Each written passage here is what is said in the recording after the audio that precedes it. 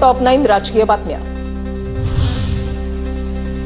आमदार संदीप क्षीरसागरांची बीड नगर परिषदेच्या लेखपालाला जीव मारण्याची धमकी। लेखपाल गणेश पगारेंकडून मुख्यमंत्र्यांसह एसपी नवनीत कौवत यांच्याकडे लेखी तक्रार। धनंजय मुंडे 2 दिवसांपासून परळी दौऱ्यावर। जगमित्र कार्यालयामध्ये घेतला जनता दरबार। मुस्लिम बांधवांची गोल टोपी घातली। फोन लावून लोकांच्या समस्या सोडवल्या। जनतेशी संवाद साधला।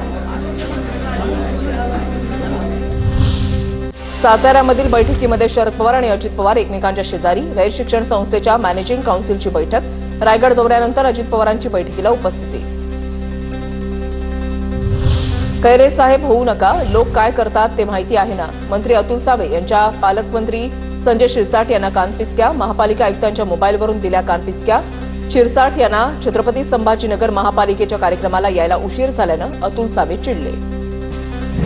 असं नका करूया लोकांना, ते खैरे साहेब नका हो, खैरे साहेबासारखं करू नका। लोकांनी खैरे साहेबला मग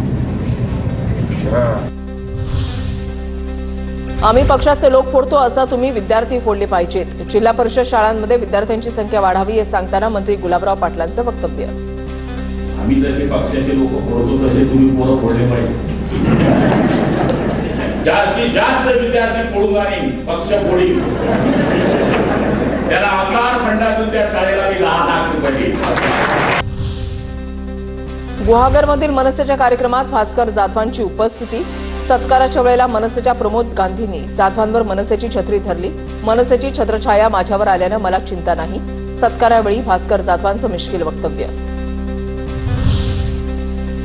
शक्तीपीठ महामार्गाविरोधातील शेतकऱ्यांच्या हरकतींवर सुनावणी घ्या। सांगलीमध्ये शेतकरी कामगार पक्षाची मागणी। एकूण 12 जिल्ह्यातील शेतकऱ्यांच्या शक्तीपीठ महामार्गाविरोधात हरकत। कॉरिडॉरच्या विरोधात पंढरपूरमध्ये स्वाक्षरी मोहीम। सरकारच्या विरोधात घोषणा देत आंदोलनकर्त्यांची विठ्ठल रुक्मिणी मंदिराला प्रदक्षिणा।